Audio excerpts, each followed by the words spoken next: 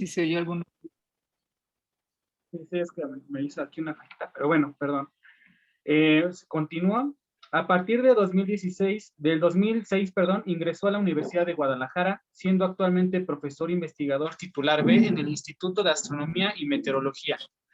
Entre las distinciones que ha recibido están la beca Mutis de la Agencia Española de Cooperación Internacional, el premio al mejor proyecto de investigación utilizando el observatorio virtual y en 2011 el Premio Estatal de Ciencia y Tecnología en el ámbito de divulgación.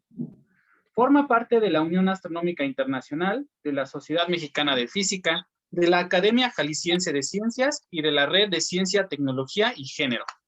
Actualmente trabaja en la aplicación de técnicas de inteligencia artificial en astrofísica, en el análisis cinemático y la determinación de distancias a nebulosas planetarias, así como en la detección de campos magnéticos estelares.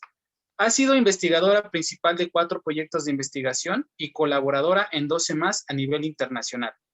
Ha publicado numerosos artículos de investigación en revistas indexas y participado como ponente en diversos congresos nacionales e internacionales. Asimismo, participa continuamente en actividades de divulgación de la ciencia, pues está convencida que fomenta el interés de todos, especialmente de las y los jóvenes en la ciencia. Doctora Silvana Guadalupe, bienvenida. Este espacio es de usted, le dejamos los micrófonos. Muchas gracias, mil gracias por la presentación. Pues mira, les agradezco enormemente esta invitación. Es un gusto en verdad estar aquí con todos ustedes y espero que les interese la charla. La hice un poco enfocada a profesores de secundaria, hasta de primaria, de preparatoria, porque creo que es bien importante que los profesores inculquen en sus estudiantes el gusto por las matemáticas, por la física, por la astronomía, obviamente, en general por todas las ciencias. Entonces, ojalá que les guste, ¿sí? Vamos a empezar. Bueno, a ver, vamos a ver si puedo. Ok. Bueno, primero que nada, no sé si este letrero les estorbe o si lo ven o si ven claramente la presentación. Se ve claro, doctora. Ok, está perfecto. Muy bien, entonces, ¿por qué es importante la determinación de las distancias? Es lo que vamos a ver en la charla. ¿Por qué son importantes y cómo se determina? ¿Cómo podemos determinar? Bueno, la importancia de la distancia. Principalmente es conocer la posición en el espacio, la posición no solo de todos los cuerpos celestes, sino también de nosotros. Sí, conocer parámetros físicos de los objetos astronómicos como su luminosidad total, el diámetro, el tamaño físico de un objeto, de una nube, la masa total de esa nube a partir de su densidad, etc. O sea, hay muchos parámetros físicos que solamente es posible conocerlos si conocemos antes su distancia. Y bueno, desde la antigüedad, conocer la posición en el espacio de la Tierra, el tamaño de la Tierra era muy importante, ¿sí? Conocer el tamaño real de la Tierra y confirmar que en realidad no era plana, por ejemplo, ¿no? Entonces, conocer la distancia al Sol, por ejemplo, nos permite conocer su tamaño físico real, al igual que el de la Luna. Pues si los vemos a simple vista, su diámetro aparente es el mismo, o sea, cubren la misma región en el cielo. Entonces, es muy diferente su tamaño real porque la luna está muy cerca y el sol está mucho más distante, ¿no? Entonces, al conocer su distancia nos permite saber su tamaño real porque la luna está muy cerca y el sol está mucho más distante, ¿no? Entonces, ok. Perdón, es que se escuchaba algo. Bien. Entonces, los antiguos griegos, ¿sí? Desde entonces, desde el siglo III, algo así antes de Cristo, lograron determinar el radio de la Tierra. Eratóstenes, que era un gran matemático, astrónomo y geógrafo griego, era encargado de la Biblioteca de Alejandría, ¿sí? Desde el año 236 antes de Cristo. Y ahí, pues, se daba a la tarea de leer bastante y leyó que en Siena, a la actual Asuán, en Egipto, durante el solsticio de verano, los objetos no proyectaban sombra y la luz llegaba hasta el fondo de los pozos, ¿sí? Y eso no sucedía en Alejandría. En Alejandría nunca sucedía eso, por lo que dedujo que eso se debía a la curvatura de la Tierra. Aquí estamos viendo una imagen, un dibujo, en donde vemos los rayos de luz que están incidiendo perpendicularmente sobre la ciudad de Siena y en cambio no llegan perfectamente perpendiculares, sino formando cierto ángulo con la superficie de la Tierra en la ciudad de Alejandría. Así lo explicó, ¿sí? Entonces quiere decir que la Tierra es curva y por eso podemos detectar este cambio en las sombras, ¿no? Y bueno, lo que hizo él, midió la sombra que proyectaba una vara ahí en Alejandría justo el mismo día y a la misma hora en que cuando decían que en Siena no se proyectaba sombra, ¿sí? Y encontró que el ángulo, o sea, midiendo el tamaño de la sombra, pudo determinar el ángulo con el que llegaban los rayos del sol y determinó que era de 7.2 grados, es decir, 360 entre 50, o sea, la 50ª parte de toda la circunferencia. Y entonces, con una simple regla de 3, dedujo que la circunferencia de la Tierra sería como la distancia entre ambas ciudades por 50. Ahorita lo vamos a ver. Si 7.2 grados son los 40, en ese entonces no se medían en kilómetros, se medía en estadios la distancia. Pero además los estadios serán diferentes en Alejandría que en Egipto, pero bueno, un promedio. Entonces, estos 7.2 grados correspondían a la distancia entre las dos ciudades, es decir, los 4.300 estadios.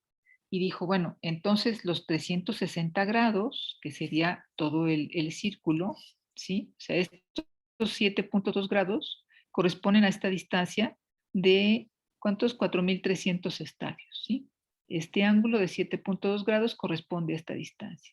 Dijo, bueno, entonces 360 grados, ¿a qué circunferencia total, sí, correspondería? Y dedujo que la circunferencia C de la Tierra sería de 4.300 por 360 entre 7.2, como una simple regla de 3. Y nos da que son 4.300 por 50 estadios. Y por tanto, aplicando también que la circunferencia es 2πr, ¿sí? La longitud de la circunferencia es igual a 2π por el radio de ese círculo, pues nos da que el radio sería de 34.218 estadios aproximadamente. El estadio griego, como les comentaba, andaba como por los 185 metros y el egipcio se sabe que era un poco menor, como de 158 metros. Pero bueno, alrededor de ahí, 170, digamos, el radio de la Tierra sería de unos 6.330 kilómetros, muy cercano al valor promedio actual de 6.370. O sea, depende de cuál haya elegido para el estadio, pues sería más aproximado o menos, ¿no? Pero bueno, realmente el valor que obtuvo era muy cercano a la realidad, ¿no? Y eso fue sin ningún instrumento de medición como los actuales, no tenía Google para que nos dé la distancia entre las ciudades, sino que pidió eh, a una un conjunto de mercaderes, ¿sí? Una expedición de mercaderes que midieran en pasos, ¿sí? Porque el estadio estaba asociado con los pasos, en pasos la distancia entre las dos ciudades. Y así pudo conocer esa distancia. O sea, no fue tan fácil. Bueno, este ejercicio, como vemos, ahí se aplica tanto geometría como regla de 3, como triángulos semejantes. O sea, es bien útil este ejemplo, para aplicar muchísimas cosas que se ven en primaria, en secundaria. También podemos usarlo este método para medir la altura de un edificio, por ejemplo. ¿Sí? Como este método midiendo la sombra, ¿sí? O sea, si se pone una vara, digamos aquí, y a la misma hora del día se mide la sombra que hace la vara y la sombra que hace el edificio. Si es una vara de 1 metro, pues más fácil, medimos su sombra y entonces simplemente por triángulos semejantes sería este triángulo, porque los rayos del sol son paralelos, este y este rayo del sol forman este triángulo y este triángulo, que apenas se ve, pero este es un triángulo, ¿sí? Y por esos triángulos semejantes podemos, o también por una regla de 3, podemos calcular la altura de este edificio, ¿sí? Y es algo muy sencillo que pueden hacer los estudiantes, ¿no? Entonces, hay cosas que se pueden usar y que se puede trabajar con ellos, ¿no? Y además divertidas, que se entretienen un rato. Este ejercicio lo hicimos nosotros, tratando de hacerlo más parecido a Eratóstenes, eh, comparando la sombra en dos ciudades diferentes. Entonces, eso nos permitió colaborar con otro colegio, en una ciudad diferente, en Tamaulipas, ¿sí? Y para obtener las medidas estas de la sombra, ¿no? Y aquí en Guadalajara también participó un colegio. No voy a hacer anuncios. Entonces se obtuvo una medición del radio de la Tierra muy, muy aproximada, ¿no? Y pues fue divertido y emocionante para los chicos, ¿no? Saber que habían obtenido un resultado que de veras se parecía al de la Tierra, al real, pues. Y bueno, esto es así como un ejemplo ya en formas de medir cosas aún cerca, aquí en la Tierra o en nuestro entorno más cercano, como es el sistema solar, ¿no? Los griegos también conocían la distancia, el tamaño del Sol. Pero bueno, ya cuando nos vamos más lejos, cuando nos vamos a medir distancias en verdad más grandes, pues aquí en la Tierra ya estamos, sabemos, medimos en centímetros, en metros, en kilómetros, en millas, ¿sí?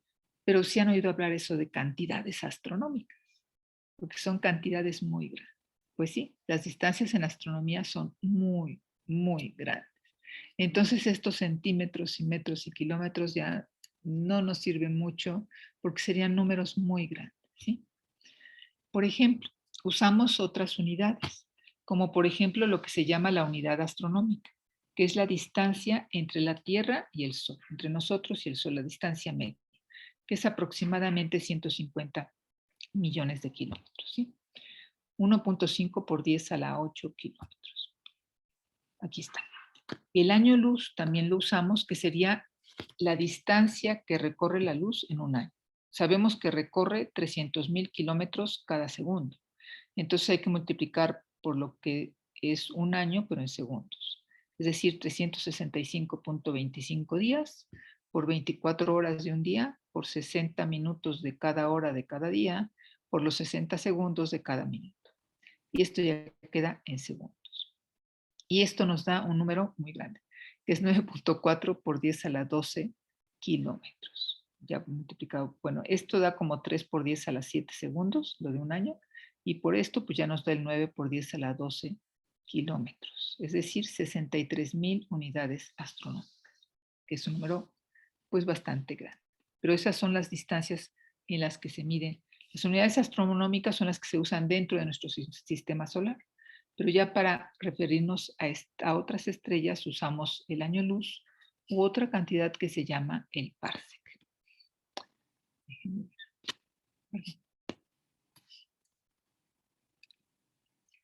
Y bueno, ¿cómo vamos a medir esas distancias? Pues no podemos agarrar una cinta métrica e irnos y medir, ¿no?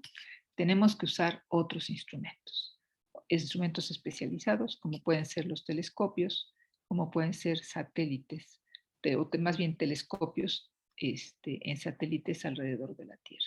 Uno de ellos es el más, digamos, más reciente, es Gaia, ¿no? Que por cierto ya Luis Aguilar dio una charla hace poco muy interesante, ¿no? Sobre Gaia y la determinación de distancias y de cómo ve a nuestra galaxia, cómo está armando, digamos, toda nuestra galaxia. Pero bueno, entonces necesitamos estos instrumentos que son más especiales y también necesitamos métodos, ¿sí? Que más especializados, ¿no? Uno de los métodos que usamos se llama el de paralaje. Y todos lo podemos utilizar además, ¿sí? Todos podemos utilizarlo para medir distancias. Vamos a hacer una prueba que también pueden hacer con sus alumnos. Vamos a ver. Ay Dios, ¿qué es esto?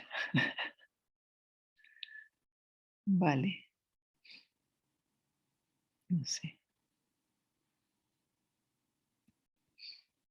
Listo. Ya me di permiso para verlo, a ver si es cierto. Imagínense que ustedes ponen su dedo frente a su cara, ¿sí? O un lápiz, ¿sí? Pueden poner un lápiz, una pluma, pueden poner su dedo, también es bien útil. Y lo que hacen es ver hacia, si quieren, hacia la pantalla y ver dónde se proyecta cuando cierran un ojo y cuando cierran otro. Vamos a ver, aquí, a ver si funciona esto. No, A ver, ¿cómo le hago para que esto funcione? Aquí. Ahí está. A ver si funciona. No, no quiero. Bueno, se supone que este monito abre y cierra un ojo. Cuando ve con este ojo, ve este lápiz proyectado de este lado. Y cuando abre el otro ojo, se los platico porque ya no se ve aquí. No sé por qué. Bueno, cuando abre el otro ojo y cierra este, el lápiz lo ve proyectado acá. Ustedes hagan el ejercicio y véanlo. Vean aquí, pongan aquí su lápiz, abren un ojo y cierran el otro. Y van a ver que si abren y cierran los ojos, uno y otro, van a ver que esto se mueve de una posición a otra. Su posición aparente respecto a la pantalla o respecto al fondo, pues va a cambiar.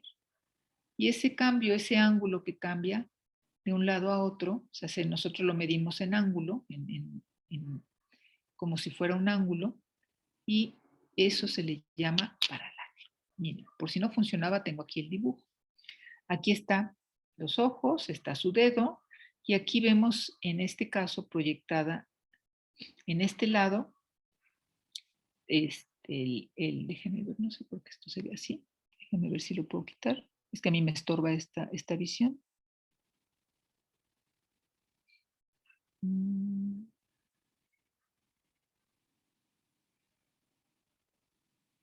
no me ve. Bueno, lo ven proyectado en una posición y cuando ven el dedo con el otro ojo y manteniendo el otro cerrado, lo ven proyectado en otra posición. Y este ángulo es a lo que llamamos, o sea, la mitad de todo el ángulo, le llamamos paralaje. ¿Sí? Y si ven, si conocemos esta distancia entre nuestros ojos y conocemos el ángulo, pues podemos conocer la distancia, aplicando simplemente una función trigonométrica. ¿Sí? Bien, aquí vamos a verlo. A ver, ahí está. Aquí está el mismo dibujo. ¿Sí? Aquí está la distancia, es esta, de aquí al objeto. Debemos de medir este ángulo, conocemos esta distancia y podemos determinar, o sea, el 2R es la distancia entre los ojos, ¿sí? Y podemos determinar de esa forma la distancia al objeto. Pero como las distancias en astronomía son tan grandes, ¿sí? Muy, muy grandes, pues necesitamos que esta R, la distancia entre las dos observaciones, pues no es suficiente con la distancia entre nuestros ojos, ¿sí? Necesitamos distancias muy grandes para poder determinar las distancias, perdón, bases, muchas veces la palabra distancia. La base, esta R, ¿sí? De donde estamos observando, debe ser mucho más amplia, no solamente lo que hay entre nuestros ojos. Debe ser un tamaño mucho más grande para que podamos determinar distancias como las distancias a las estrellas. Y por eso lo que usamos es una posición de la Tierra en su órbita y otra posición de la Tierra 6 meses después.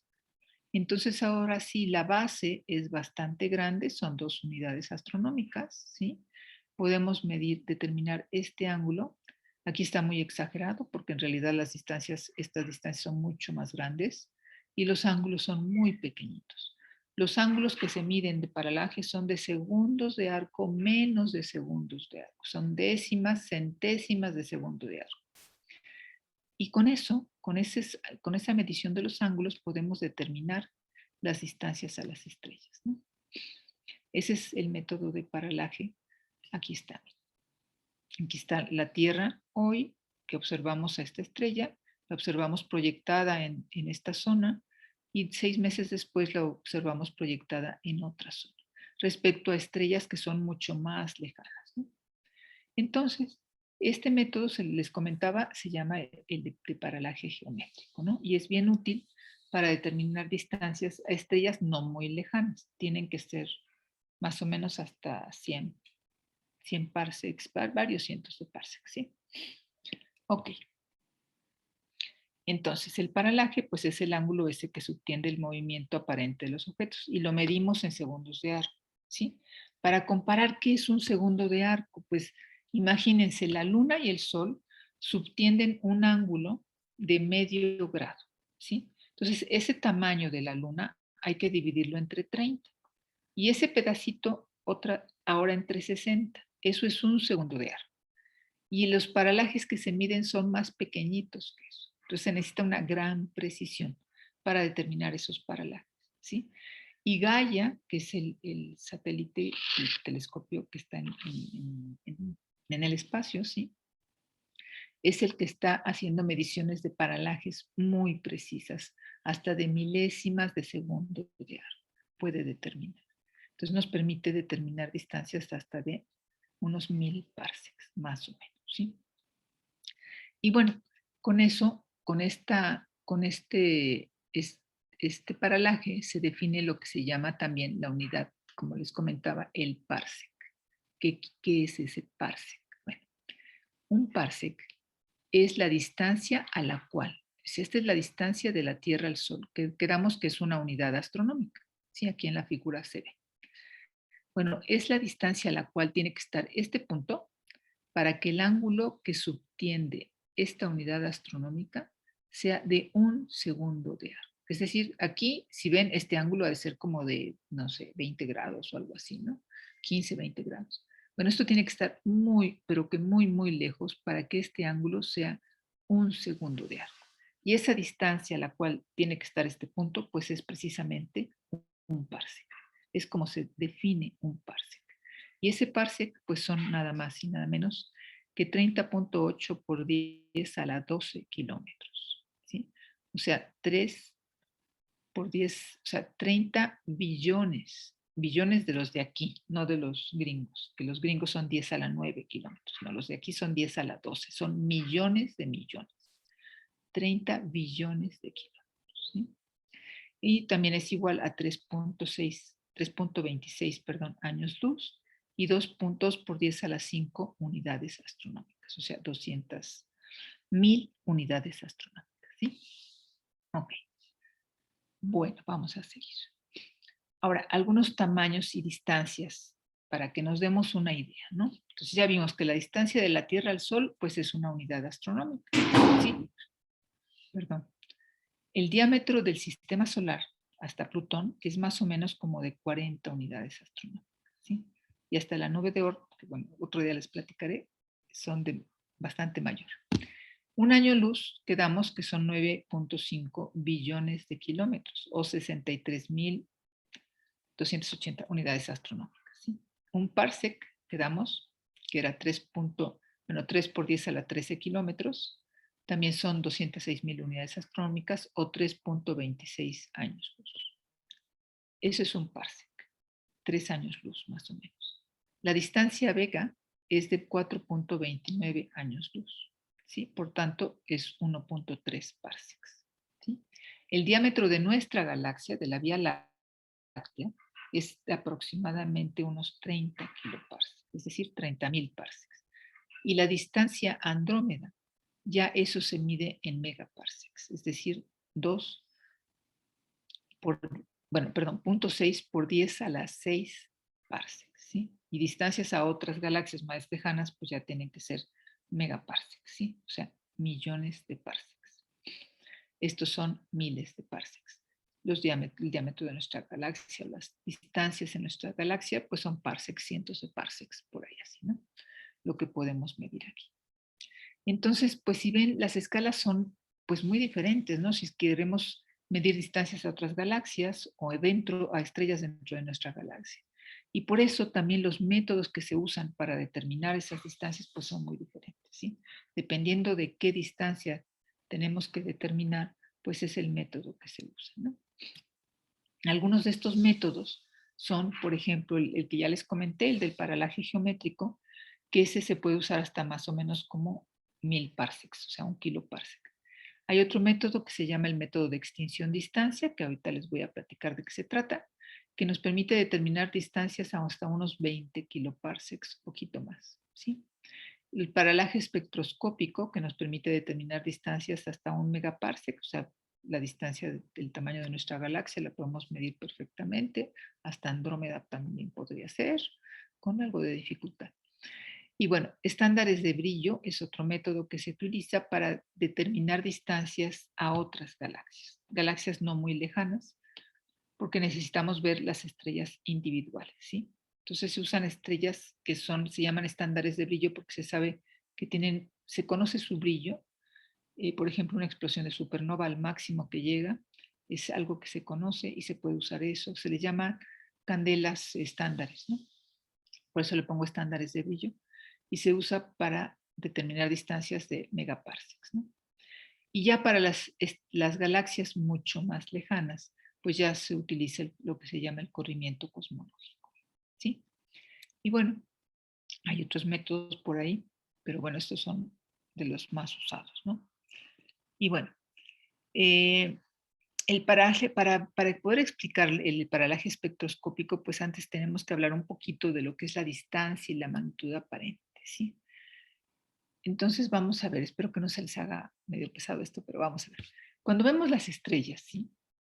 Notamos que hay algunas que son más brillantes que otras, ¿sí?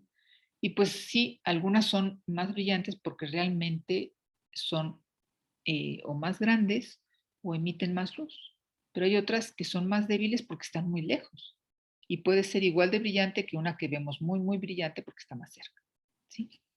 Entonces, Hiparco, a esas magnitudes que observamos se les llaman magnitudes aparentes, ¿sí? O sea, ¿con qué magnitud vemos a una estrella? Hiparco, en 190 al 120 en antes de Cristo, hizo el primer catálogo con posiciones y magnitudes estelares. Y él lo que asoció a las estrellas fue una magnitud de acuerdo a cómo las veía, ¿sí? Un ojo en buenas condiciones pues, puede ver hasta magnitud 6, más o menos, según Hiparco. O sea, Hiparco lo que hizo fue darles magnitudes desde magnitud 1 a las más brillantes eran magnitud 1, y las magnitud 6 eran las más débiles. Entonces, desde entonces nos viene el pues, problema, entre comillas, de que la magnitud, aunque sea mayor, en realidad es más débil.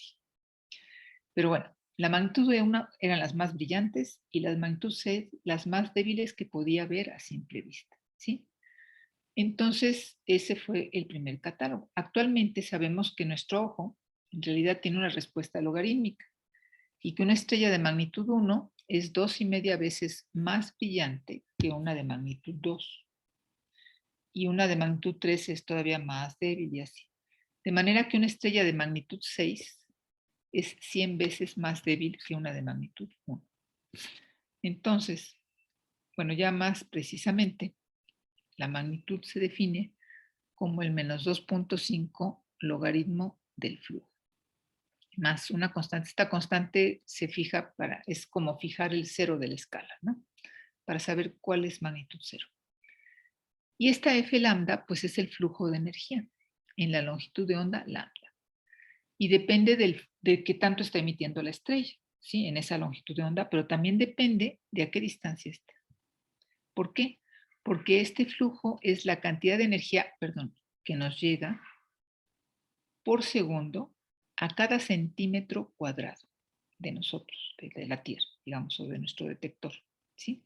Lo que nos llega a cada centímetro cuadrado del detector cada segundo, esa es la energía. Entonces, pues esto es igual a la luminosidad, o sea, la cantidad de energía que está emitiendo la estrella cada segundo, ¿sí? Entre este 4πr cuadrada, que es el área de esta esfera, cuyo radio es la distancia de nosotros a la estrella, ¿sí? Es decir, toda la energía se tiene que repartir en toda esa esfera, entre el 4πr cuadrado, ¿sí? Aquí estábamos viendo un dibujito que nos permite ver más claramente este efecto. Es el efecto por la distancia, el efecto de disminución del flujo por la distancia, ¿sí? Dado esta estrella S, que está emitiendo cierta cantidad de energía cada segundo, ¿sí? El área sobre la que tiene que distribuirse esa energía aumenta con R cuadrada. Si ven, aquí está esta área A. Lo pueden hacer, por cierto, con los alumnos. Yo alguna vez recorté cuadritos, ¿sí? Cuadritos de este tamaño, y luego este es 4 veces el mismo cuadrito, este es 9 veces el mismo cuadrito y así, ¿no? Los fui recortando de diferentes tamaños y los ponen en diferentes posiciones del salón. Uno aquí a una distancia R del foco o de una lámpara que tengan, perdón, otro a una distancia 2R y otro a distancia 3R, ¿sí? Y van viendo que la energía, esta misma, se reparte, o el foquito, digamos, la luz de esta lámpara se reparte cuando está en dos veces la distancia, pues en toda esta área.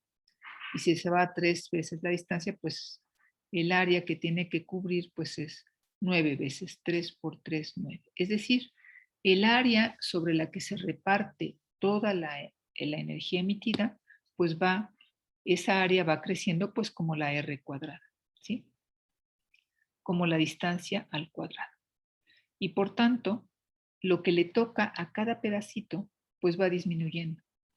Lo que le toca a cada centímetro cuadrado va disminuyendo como 1 entre R cuadrado, ¿sí? Entonces, este efecto nos permite aprovecharlo para determinar también las distancias, ¿sí? Por ejemplo, a Júpiter, que está a 5.2 unidades astronómicas, ¿cuál es el flujo de energía que le llega del Sol? El flujo del Sol es de 1.36 por 10 a la 6 ergs por centímetro cuadrado por segundo, ¿sí? Y lo dividimos entre 5.2 al cuadrado. Y eso nos da 5.03 por 10 a la 4 ergs por centímetro cuadrado por segundo. El 4pi, esto es la constante solar en realidad, ¿eh? Esto es lo que le llega a la Tierra, que está a una unidad astronómica. Es lo que le llega a cada centímetro cuadrado, ¿sí? Y lo dividimos entre la distancia al cuadrado, por eso nos quitamos el 4pi. Y bueno, nos da un resultado de 5.03 por 10 a la 4 ergs por centímetro cuadrado por segundo. Es decir, 27 veces menos que a la Tierra. Pues sí, porque es un 5.2 al cuadrado. 5.2 por 5.2 pues nos da como 27, más o menos, ¿sí? Y lo mismo sucede con las estrellas. El flujo que nos llega de ellas es menor si están más lejos, ¿sí? Entre más lejos esté, pues lo que nos llega va a ser, a cada centímetro cuadrado, pues va a ser cada vez menos, ¿sí? Y bueno, con esa idea, entonces, por otro lado, si queremos comparar el brillo de una estrella con el de otra, pues no podemos si están a diferentes distancias, ¿sí? No podemos comparar, no podemos saber si una estrella es más brillante que otra si están a diferentes distancias. Las podemos ver iguales, que brillan igual, pero si una está muy lejos, pues claramente tiene que emitir más energía que la que tenemos cerca, ¿no? O si esa está muy débil, vemos una muy débil y una muy brillante, no sabemos si la débil es porque realmente emite poca energía o porque está muy lejos. Entonces, para poder comparar qué tanto emiten una estrella, lo que se hace es posicionarlas de forma virtual, digamos, en la misma distancia, ¿sí? Y con eso se define lo que se llama la magnitud absoluta. Eso, la mayoría de ustedes ya todos saben, perdón si lo estoy repitiendo, pero bueno, eso les comento que era enfocado para profesores para que ellos puedan explicar a sus alumnos, ¿no? Entonces, la magnitud absoluta se define como la magnitud que tendría una estrella si se situara a 10 parsecs, ¿sí? Por tanto, si restamos ambas magnitudes, la magnitud aparente y la magnitud absoluta, pues tenemos el menos 2.5, el flujo, más el menos menos nos da un más 2.5 logaritmo del flujo 2. Este es el flujo 1, el correspondiente a este, y este es el flujo 2, el correspondiente a este, ¿sí? Y esto es menos 2.5 logaritmo del cociente de los flujos, ¿sí? Por las propiedades de los logaritmos. Aquí estamos viendo propiedades de los logaritmos. Y recordemos que el flujo era la luminosidad entre 4pi por la distancia al objeto al cuadrado, ¿sí? Nada más que el flujo 1 es el correspondiente a la distancia real del objeto y el flujo 2 es como si lo pusiéramos a 10 parsecs, ¿sí? Y eso nos da entonces que esto es menos 2.5 logaritmo de la distancia entre 10 al cuadrado. Este cuadrado se va para acá y nos da un menos 5 logaritmo de la distancia entre 10, ¿sí? Este m menos m. Por ahí le cambié un 5. Y es este 5 menos 5 logaritmo de. Esto se le llama, a este m menos m, se le llama el módulo de distancias, ¿sí? Bien. aquí hubo este cambio porque está dividiendo, está como 1 entre D cuadrada, ¿sí? Entonces, por eso es el cambio de estas dos. Es como un cambio de signo aquí. Perdón que no lo avisé. Pero bueno, sí sale esto. Este es el módulo de distancias.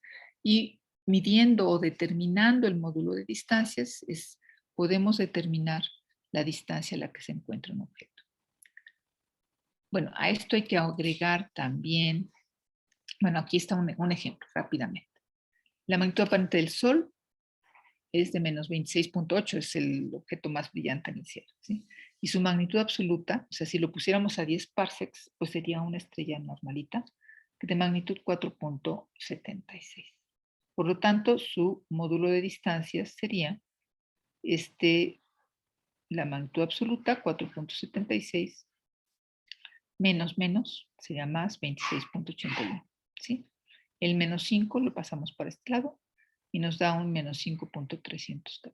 Por lo tanto, la distancia es 10 a la menos 5.3 parsecs, que son 4.85 por 10 a la 6, a la menos 6, perdón, parsecs. Y en realidad, una unidad astronómica es 4.848 por 10 a la menos 6 parsecs. O sea, así nos da la distancia del Sol.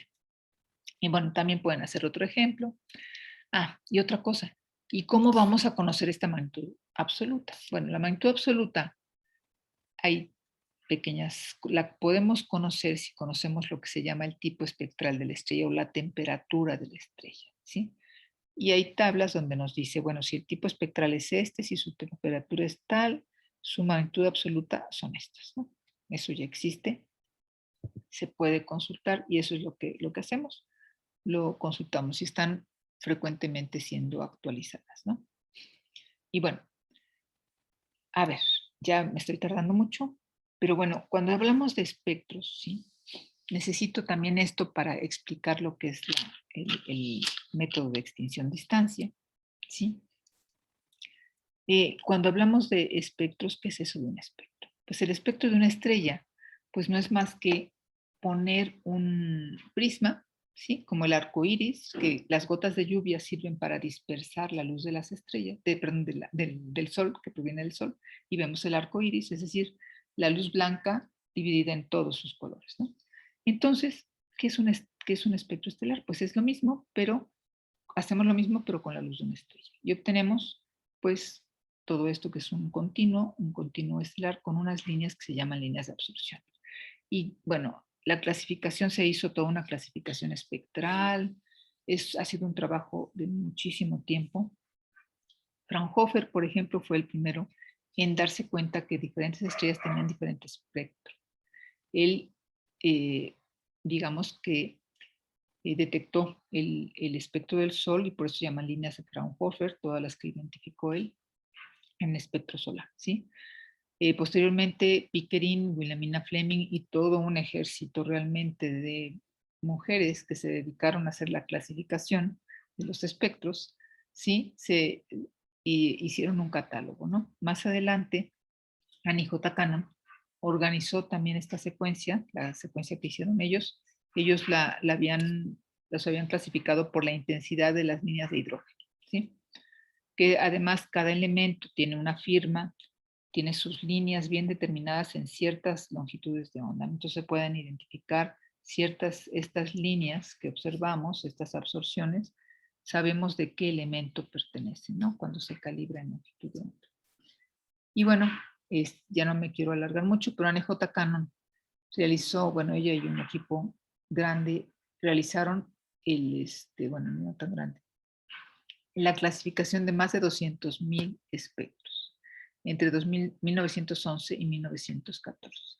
Y obviamente no se llama el catálogo de Annie J. Cannon, no, se llama el catálogo de Henry Dreyfus, el jefe.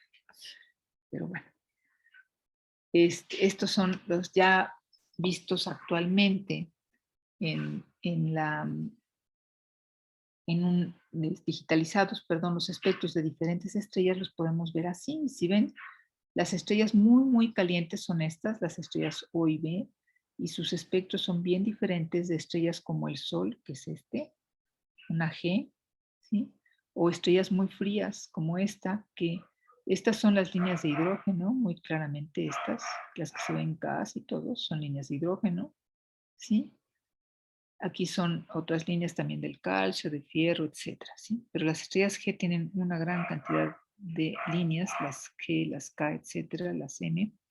Y en las M también aparecen estas bandas. Estas bandas ya son bandas moleculares, ¿sí? Ya son tan frías que sobreviven moléculas ahí en la atmósfera de la estrella, ¿no? Pero bueno, viéndolas vemos que pues sí son diferentes tipos de estrellas, se pudieron clasificar y además esta clasificación está asociada muy directamente con la temperatura del objeto, ¿no? Pero bueno, aquí está otro ejemplo de cómo se ven los espectros de las estrellas ya con más resolución. Y bueno, aquí está la clasificación, sus diferentes temperaturas, que es lo que les comento, que dependiendo de la clase es la temperatura, la masa, las líneas. Entonces, conociendo el tipo espectral, podemos determinar su temperatura y podemos determinar también su luminosidad, es decir, su magnitud absoluta, ¿sí? Y con eso podemos ya usar el método este de ay, el de comparar la magnitud absoluta y la magnitud aparente, ¿no? Para poder determinar las distancias. Y bueno, esto es lo que se le conoce como paralaje espectroscópico, ¿sí? Es decir, se determina el tipo espectral de la estrella, podemos conocer con eso su magnitud absoluta y su luminosidad, y con ello, utilizando el módulo de distancia, el m-m, determinar su distancia, ¿sí? Ese, les comento, es lo que se llama como paralaje espectroscópico. Bien. Bueno, pero todo iría bien en esa relación del módulo de distancia si no fuera por el medio interestelar, que bueno, que nos mete ruido, porque también absorbe luz el medio interestelar y no absorbe de forma uniforme, sino absorbe más en el azul que en el rojo.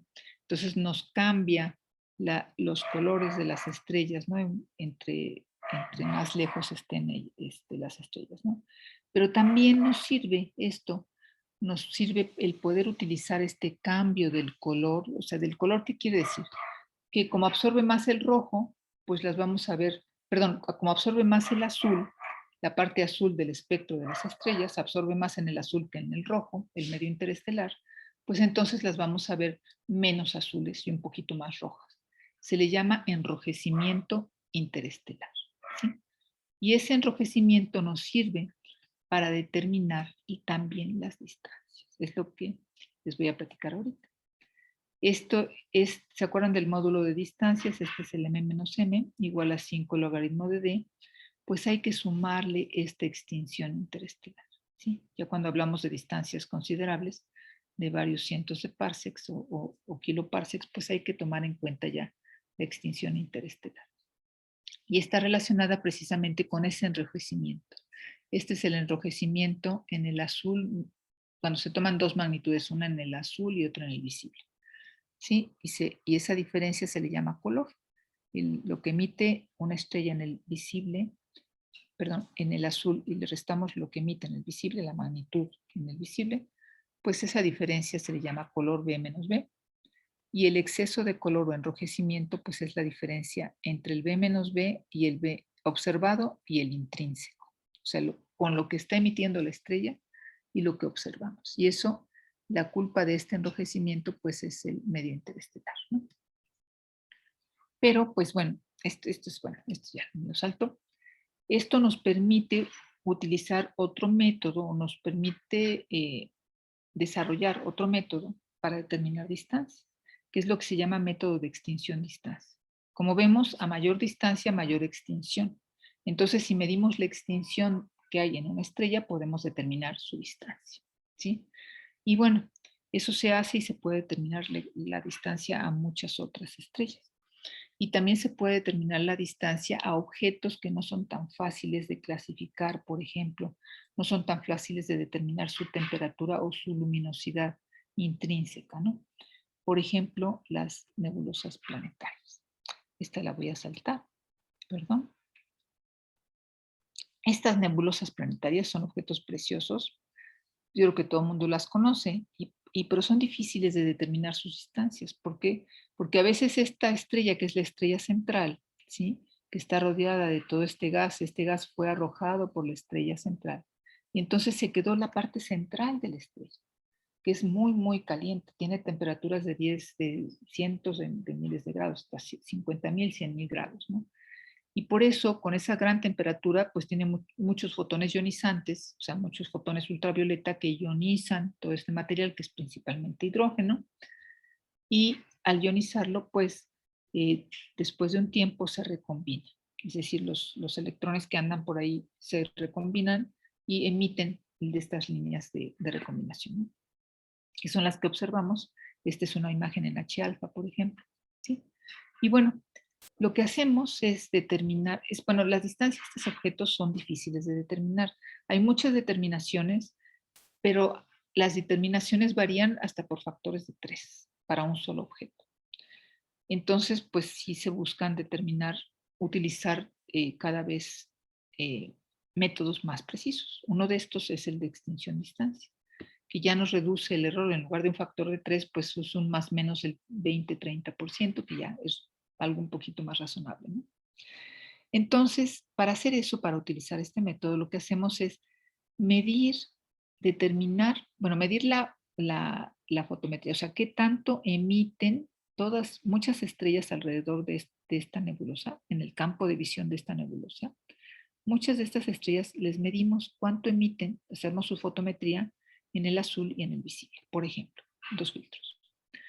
Y además tomamos su espectro de esas mismas estrellas. Aquí este es un frame, una imagen, digamos, con muchísimos espectros. Bueno, son espectros de todas estas estrellitas, bueno, de algunas. Este es, digamos, este de por aquí, etc. Muchas se escogieron 60 estrellas de todo esto y se obtuvo su espectro mediante un espectrógrafo multirendido. Y estos espectros los clasificamos. Bueno, esto es otro cuento de cómo se clasificaron, pero se clasificaron. Y se obtuvo su tipo espectral y con eso su magnitud absoluta, ¿sí? Y se pudo determinar la distancia a todas estas estrellas. Y entonces podemos hacer un gráfico distancia contra enrojecimiento. Porque al conocer el tipo espectral, conocer su temperatura y su luminosidad, también conocemos el color intrínseco de la estrella. Si se acuerdan en la tabla aquella que les mostré, también venía el color intrínseco de las estrellas, dependiendo de su tipo espectral. Eso se saca con los modelos, ¿no? Entonces se conoce el color intrínseco, se mide el color B-B y con eso se determina el exceso, el enrojecimiento, el E en B-B. ¿Sí? Y con estos parámetros, que son mediciones de cada una de las estrellas, se fabrican estos diagramas, que son los diagramas extinción-distancia. Y si ven, generalmente son cercanos a una relación lineal o, bueno, ya después saliendo del disco ya se pierde esta relación lineal saliendo del disco de la galaxia, pero bueno, en este pedazo sí es una relación aproximadamente lineal o a lo mejor se le puede ajustar una de un grado 2, alguna relación se le ajusta. Y de manera que ya teniendo esta relación entre la distancia y el exceso, o el enrojecimiento, perdón, se puede medir en el espectro de la planetaria el enrojecimiento. Ahí sí se determina el enrojecimiento y utilizamos esta relación para determinar su distancia. Por eso está aquí. Medimos subimos a la recta y obtenemos la distancia. De esta manera se obtiene la distancia a estos objetos. Es lo que se llama el método de extinción-distancia. Y tiene una precisión mayor, bueno, más o menos razonable que algunos de los métodos que se han usado, ¿no? Algunos de ellos estadísticos. Y bueno, las nebulosas planetarias, pues ustedes las conocen, son maravillosas. Hay de muchos tipos, de muchas morfologías. Hay muchas que son bipolares, como esta, M29, o multipolares, ¿sí? Como esta, que esta me parece que es NGC 7027, o, sí, o 26, ya no sé. Bueno, en fin, hay muy diversas morfologías de estas, por eso también me interesan mucho y estudio un poco de la cinemática del gas en estas estrellas, ¿no? Y en la presencia o no de campos magnéticos en ellas, o si son binarias, qué es lo que produce estas morfologías. Es un tema muy, muy interesante, ¿no? Y bueno, este es un ejemplo de la determinación de esta nebulosa planetaria. Aquí está este es el gráfico de extinción distancia que se hizo, y aquí está, esta es la extinción medida, la subimos aquí y nos da la distancia, ¿no? Con un más menos razonable. ¿Ok? Y bueno, esto es lo que, déjenme ver, otra vez, ya nada más para finalizar, ya rápidamente, el corrimiento cosmológico, que es lo que nos faltaba para las distancias mayores. Sí, George Lemaître y Hubble descubrieron que las líneas del espectro de galaxias se observaban cada vez más corridas al rojo. Eso ya todo el mundo más o menos lo ha oído, ¿sí? Y cuanto más lejos se encontraban las galaxias, pues mayor era el corrimiento, ¿no? Entonces, utilizando esta relación, podemos determinar, o sea, se mide el corrimiento al rojo y con eso nos da, utilizando las relaciones que ellos encontraron, podemos determinar la distancia a esas galaxias, ¿no? Es el corrimiento cosmológico. Es por eso que decimos que entre más lejos las galaxias se están alejando a mayor velocidad de nosotros, ¿no? O sea, ese corrimiento al rojo es un corrimiento Doppler, ¿sí? Y entonces implica una velocidad de, de, de expansión, digamos, o de alejamiento de estas galaxias de nosotros, ¿sí? Se están alejando de nosotros entre más lejos con una mayor velocidad, ¿sí? Por eso se habla de la expansión del universo. Y bueno, creo que esta es la ley de Hubble-Lemaître de corrimiento cosmológico. Esta es la distancia, esta es la velocidad radial. Esta es la que encontraron ellos más o menos. Déjenme ver si tengo alguna otra. Y ya, no, ya es todo. Muchísimas gracias, ya no los quiero entretener. Mil gracias, pues estuvo algo larga. Y por favor, si hay preguntas, se los agradecería enormemente. Gracias, doctora. Realmente, pues, yo creo que hablo también por todos nuestros compañeros que nos siguen en la transmisión en la página de la ADMIT Divulgación. Estamos realmente muy sorprendidos por la cuestión de cómo nos iba explicando matemáticas que tal vez nosotros pudiéramos pensar que son realmente muy complejas, ¿no? A veces yo hago este comentario muy, o sea, a lo mejor un poquito fuera de lugar, ¿no? De que pues en nuestra página nos siguen muchos jóvenes, muchos niños, que su principal preocupación es exactamente eso, ¿no? Para que yo pueda estudiar las estrellas necesito un conocimiento muy grande de matemáticas. Creo que este tipo de charlas son las que nos van acercando poco a poco para que podamos ir digiriendo esta información, porque si bien es un tema complejo, ya usted lo dijo durante la ponencia, que realmente son temas muy complejos, pues un tanto difíciles de digerir al principio, pero una vez que ya le vas mostrando este amor a las matemáticas, que realmente a veces es el miedo de todos, a veces yo me incluía también en ese aspecto, pues te vas dando cuenta que se va haciendo más sencillo el comprenderlo, ¿no?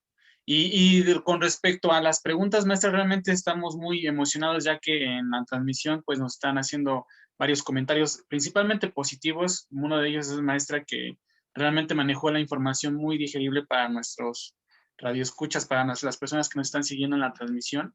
Y pues se le agradecemos bastante en ese aspecto. Y tenemos varias preguntas, varios comentarios. Dentro de ellos, un perfil que se llama Geotours nos hace mención de que son fieles seguidores también del trabajo de Casa de Cultura José Antonio Alzate, en el cual José Antonio Alzate tiene un trabajo que hizo acerca de la observación del tránsito de Mercurio y de Venus para poder calcular la distancia entre la Tierra y el Sol. ¿Nos podría platicar un poco? Bueno, sabemos que tiene que ver mucho con el paralaje que nos acaba de explicar, ¿no? Pero un poquito más para que lo pudieran comprender cómo se hacía ese método utilizando los tránsitos, el tránsito de Mercurio y de Venus. Pues mira, a ver, déjame pensar un poquito, nunca lo he hecho, pero a ver, necesitas el tránsito de Mercurio, el tránsito o de Venus, y ¿qué quieren? Determinar la distancia al Sol. Ajá, exacto. Uh-huh. Ok. Bueno, le platico también un poco acerca de lo que yo he leído, porque Ajá. pues también, siendo parte también de Casa de Cultura José Antonio Alzate en Ozumba, José Antonio Alzate fue un personaje que fue encargado en 1769 para observar este tránsito de Mercurio, porque primero Ajá. fue el de Mercurio, meses después fue el tránsito de Venus. El objetivo de esta observación del tránsito fue determinar la distancia que existe entre la Tierra y el Sol. junto con muchos otros, como bien lo decía en la transmisión, con otras observaciones alternas, por ejemplo, me parece que fue en Francia, que hicieron pues las observaciones simultáneas para determinar la distancia entre la Tierra y el Sol.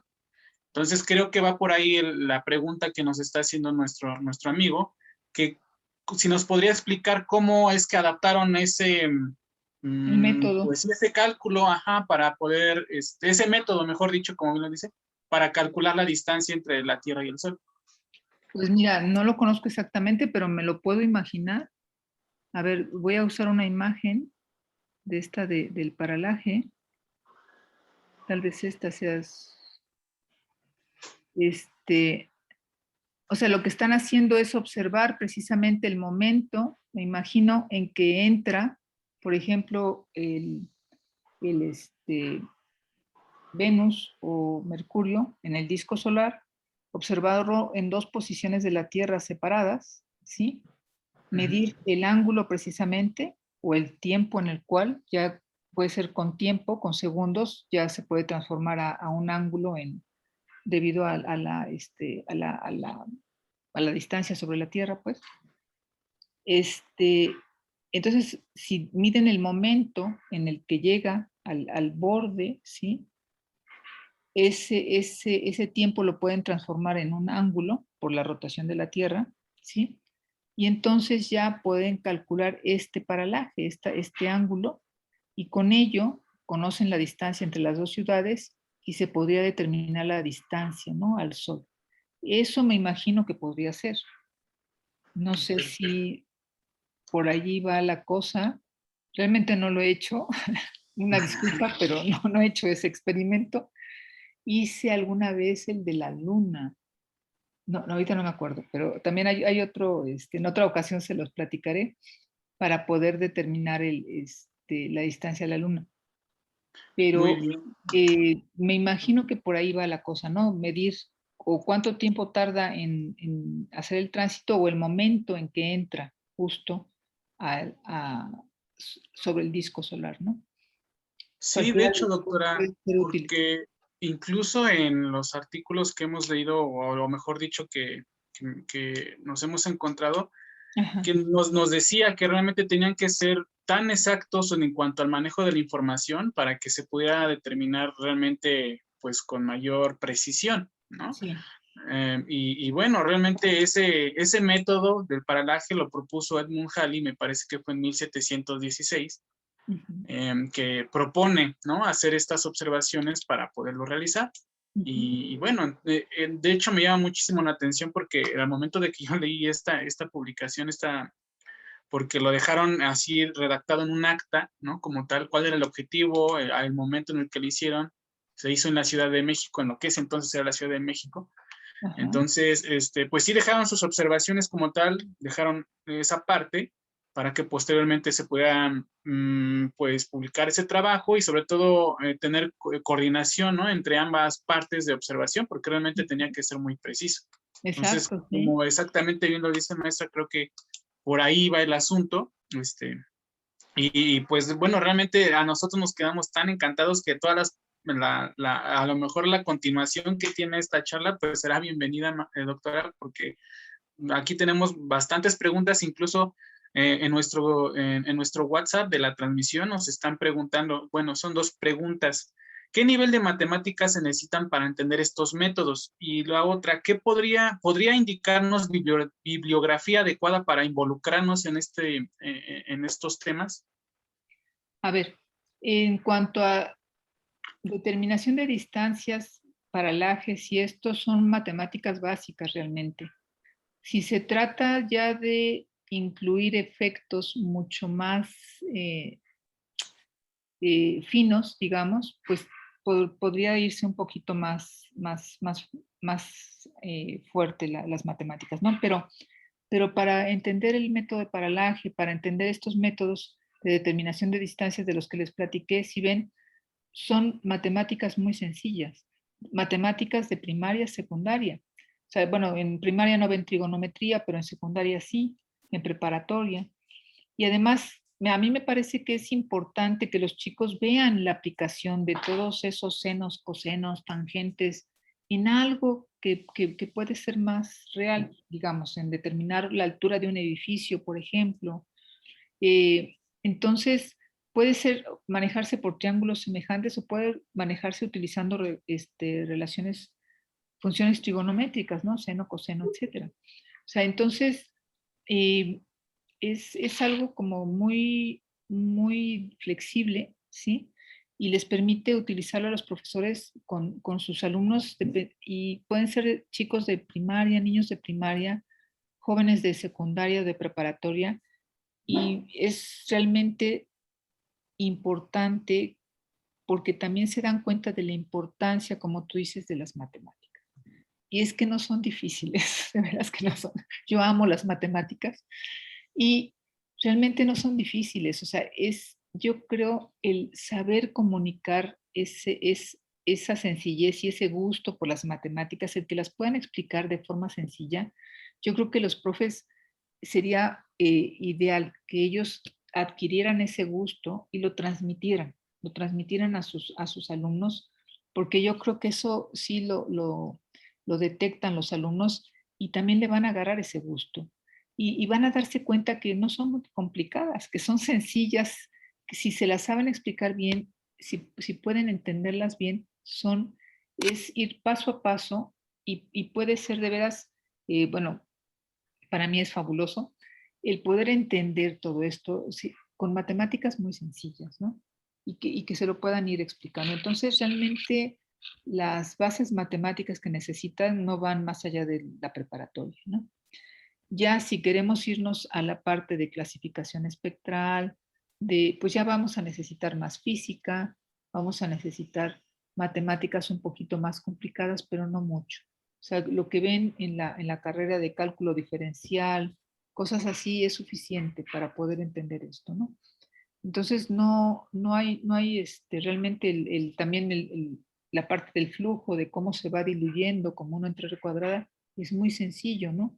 Entonces, eh, pues depende de la etapa de los alumnos, es qué tantas matemáticas pueden incluir ahí en sus ejercicios, en sus talleres, y realmente lo pueden hacer tan sencillo como sea necesario, ¿no?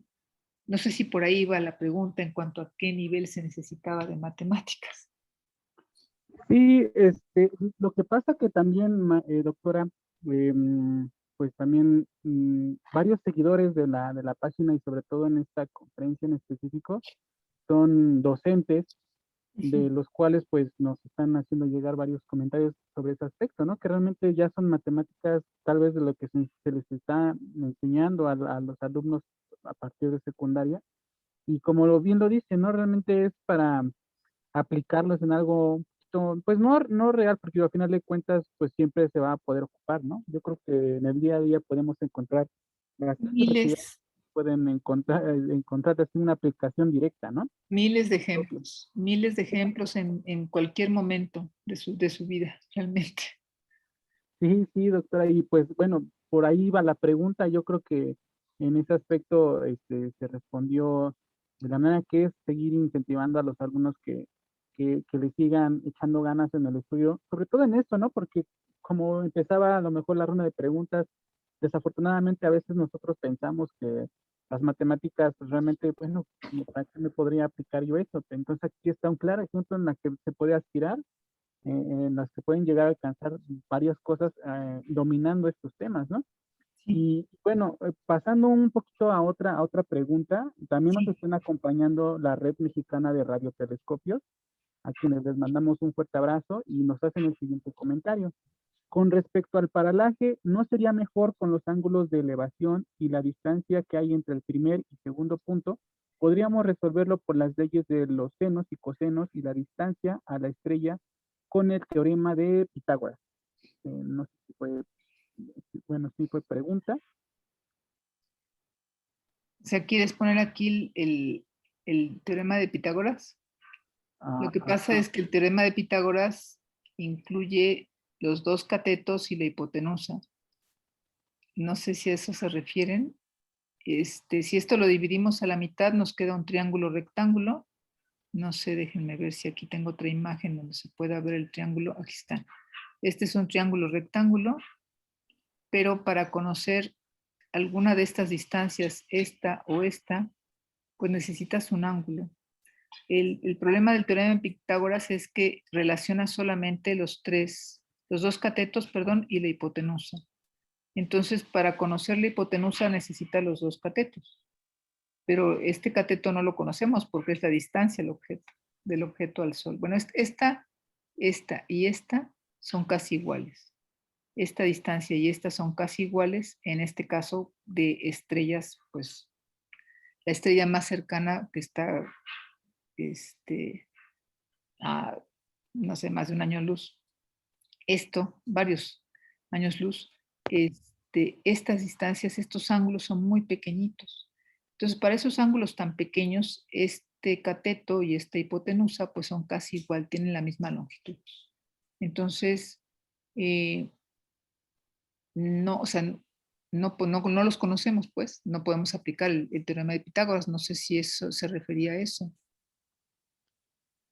Sí, de hecho, me parece que sí, ya nos está respondiendo que efectivamente sí no había tomado eso en cuenta, entonces esperamos que ya hayamos podido resolver como tal esa pregunta. Sí, de hecho ya también quedé un poco confundido como tal la pregunta cuál era específicamente, pero pues muchas gracias, doctora, por No, poderlo pues, aclarar. no sé si hay alguna otra pregunta.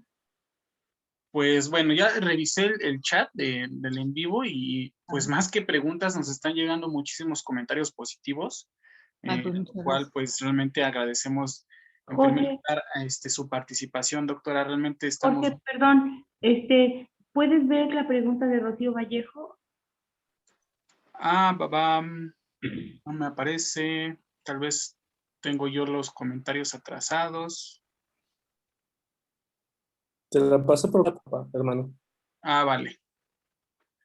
Muy bien, a ver, le leo el comentario, doctora. Dice, guau, excelente conferencia. Mi pregunta es, si cada medida de astronomía se utiliza para determinar la distancia dependiendo del objeto observable, ¿cuál medida de astronomía se utiliza para medir los interiores de cada objeto? Por ejemplo, el disco de acrecimiento de un agujero negro. A ver, ¿pero qué quiere medir? A ver, no entiendo bien. A ver, ¿me la puedes leer otra vez? Te la leo también, es que lo que pasa que faltaban por ahí algunos pues, signos. Se la voy a leer como yo la interpreté. A ver. Ok. La pregunta es, si en medidas de astronomía se utiliza para determinar la distancia dependiendo del objeto observable, ¿cuál medida de astronomía, o bueno, cuál medida astronómica se utiliza para medir los interiores de cada objeto? Por ejemplo, ¿qué unidad astronómica se podría utilizar para medir el disco de acrecimiento de un agujero negro? Ok. Bien. Creo que se refiere al disco de acreción. Sí, me imagino que a tamaño. O sea, Ajá. bueno, voy a dar Tamaño de dos un disco de respuestas. acreción para un agujero negro. Sí, voy a dar dos respuestas, porque no sé cuál de las dos preguntas es. A ver, si me está preguntando qué unidades de distancia se usan para el radio de acreción en un agujero negro, pues probablemente son parsecs. Unidades son más que unidades astronómicas, generalmente son parsecs. Si nos referimos a unidades, a tamaños, ¿no? Pero si nos referimos a técnicas para poder hacer la medición, pues ya son técnicas muy avanzadas. Son realmente para poder observar, entre comillas, eso, porque realmente lo que se observa es la emisión de esa región o de las estrellas que están cercanas a esa región, ¿sí? Se necesitan observaciones de muy alta resolución. Se utiliza interferometría en radio, principalmente, para poder detectar esos tamaños que no son, bueno, a las distancias a las que están, pues algunos pocos parsecs o un parsec, pues son distancias pequeñas, ¿sí? Son diámetros angulares muy pequeñitos que debido a las distancias a la que están estos objetos, ¿sí? Entonces, para poder determinar esos tamaños angulares tan pequeños de milésimas de segundos de arco, pues entonces sí se necesitan técnicas de interferómetro, ¿sí? Que son técnicas ya en donde se utilizan, por ejemplo, recientemente lo que se observó del agujero negro en las galaxias es precisamente utilizar varios radiotelescopios en diferentes partes del mundo y hacer que interfieran las señales de estos, o sea, esa interferencia de las señales. Para eso se necesita que lleguen, poder manejar con una grandísima precisión el tiempo de llegada de las ondas, ¿sí? Al punto donde van a interferir, para poder resolver esos tamaños, es decir, poder resolver ese núcleo de la galaxia o ese disco de acreción alrededor de un hoyo negro. Esos son los métodos que se utilizan. En cuanto a tamaños, pues es lo que les comentaba. Espero que alguna de las dos haya sido la pregunta. No, sí, doctora, de hecho, muchísimas gracias por tomarse la molestia de como tal interpretar tal vez dos respuestas para que sea como a lo mejor a lo que nuestra compañera estaba preguntando, y de hecho nos acaba de responder que sí, efectivamente resolvió su duda. Muchísimas gracias. No, gracias a ella por la pregunta. Muy bien, y pues yo creo que como comentario final, tal vez la última pregunta que tenemos en el en vivo, nos dice, bueno, nos hacen el comentario que son fieles seguidores de Lanuit y le hacen una pregunta tal vez un poquito más directa para usted, doctora. ¿Podría regalarnos una conferencia del uso de la inteligencia artificial en la astronomía en esta misma plataforma, si es que tiene conocimiento de? Sí, con todo gusto, y es más, los invito a una charla que voy a dar. Déjenme ver la fecha, permítanme. Perdón, Sí. que me distraigo un momento nada más para ver la fecha. Que va a hablar precisamente de esto. Me parece que va a ser el jueves 1 de julio. Es en el Consejo Aeroespacial de Jalisco. También formo parte ahí ando de chismosa ahí en esas cosas. Pero en el Consejo Aeroespacial de Jalisco también estamos organizando una serie de charlas los jueves. Y el jueves 1 de julio me toca. Y voy a hablar un poco de aplicaciones de inteligencia artificial, no solo en astronomía, sino en algunas otras áreas cercanas, digamos, a ciencias del espacio. Y otras no tan cercanas a ciencias del espacio, en medicina y cosas así, ¿no? No como una experta, claramente, porque no soy una experta ni en medicina ni en otras cosas, pero sí, y me voy a enfocar un poquito más hacia astronomía, que es en lo que sí manejo un poco más, ¿no? Y sí, con todo gusto los invito, y si no pueden, pues también con todo gusto les doy una charla sobre el tema más adelante. ¿A qué horas es la conferencia, Silvana? Es a las 6 de la tarde, me parece. No estoy muy segura, pero creo que es a las 6 de la tarde. Déjame ver si anoté la hora, permíteme. Bueno, en lo que la doctora busca tal vez ahí entre sus notitas la Sí, fecha y la hora. El primero a las 6 de la tarde, perdón. No, sí, doctora. De hecho, pues tal vez nosotros por la comunicación, tal vez podríamos decirle que nos pase el flyer que ya se tiene, y pues nosotros también con todo gusto compartiremos esa conferencia en la página para que pueda llegar a todas nuestras escuchas que están en este momento, que no se pierdan esa charla. Y pues también no dudar que tal vez más adelante, después de esa charla, podamos entablar la fecha que podría pues participar nuevamente en esta su casa Lanuit. Doctora, realmente estamos muy, muy felices, muy orgullosos de haber tenido su participación. En general, realmente, pues como le hacía el comentario, las personitas que nos están siguiendo, pues se quedaron muy, muy clavadas en la charla, porque realmente, a pesar de que eran pues matemáticas básicas, como usted nos lo está diciendo, nada más faltaba como tal dominarlas, pero sabemos bien que dándole seguimiento a este tipo de temas, sí es lo que nosotros estamos buscando, ¿no? Que se le dé seguimiento para que no solamente quede aislado como tal, para que después se pueda nutrir este tema y pues las puertas están más que abiertas, doctora. Realmente le agradecemos bastante a nombre de todo el equipo de la NUIR.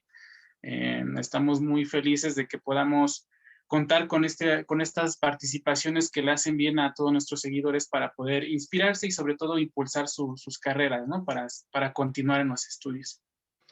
Entonces, pues realmente de antemano de todos nuestros seguidores le agradecemos bastante, una felicitación por todo su trabajo. Realmente estamos muy felices, muy orgullosos de que hayamos contado con su participación. Gracias a ustedes, en verdad, fue un gusto, un placer estar aquí y muchísimas gracias por la invitación. Gracias, Laura, por haberme invitado a toda esta serie de charlas y pues, en verdad es un gusto poder estar aquí.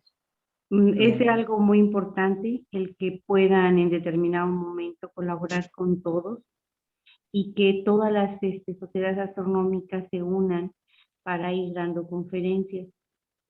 Una de las cosas que yo he visto es que nos quede el enlace y si por alguna razón alguien no entró, a mí me ha pasado, luego agarras el enlace y estás desayunando, a veces me paro a las 4 de la mañana, y pones el enlace y es como si estuvieras de nuevo ahí con la gente, escuchando la conferencia tranquilamente, sin presión, sin angustia, con tu cafecito, quitada de la pena, y disfrutas enormemente cada una de las conferencias que se van dando. Sí. Así que, pues es ahora sí que algo que se queda para la historia. Muchísimas gracias, Silvana, te lo agradezco mucho. Gracias a ustedes, en verdad. Muy bien, y pues con ese comentario de nuestra querida amiga Laura, damos por finalizada una sesión más de Tarde de Tertulia con la NUIR, conmemorando los 50 años de educación continua del UNAM. No olviden seguirnos en nuestras redes para enterarse de todas las actividades que tenemos preparadas para ustedes y no duden que la maestra Silvana va a regresar en un futuro para que podamos complementar y nutrir más esta charla. Entonces, a nombre de todos nuestros compañeros de la NUIR, de todo el trabajo técnico que se hace y agradeciéndole a todo este esfuerzo que estás haciendo, Laura, realmente te lo agradecemos bastante. A la Sociedad Astronómica de México. A la Sociedad Astronómica de México. El Bachillerato Alfonso Reyes, a San Pedro Mixtepec, a todos los que se pudieron conectar, muchas gracias. Sentimos mucho que el honorable ayuntamiento de San Agustín Metla, se le quemaron todos los módems. Esperamos que pronto puedan resolver el problema y poner un no break, un interruptor que los cambios de voltaje impidan que todas las cosas que están conectadas se destruyan. Cuídense mucho, acuérdense que seguimos todavía con la pandemia y que es muy importante que ustedes tengan el mayor cuidado. Jorge, muchísimas gracias. Mario, muchísimas gracias. Esperemos que pronto David se encuentre recuperado y que nada más sea un pequeño malestar. Perfecto, maestra. Pues bueno, con ese mensaje nos despedimos y que pasen bonita noche. Nos vemos hasta la próxima. Igualmente, muchas gracias a todos. Gracias, doctora. Hasta luego. Gracias. Hasta luego.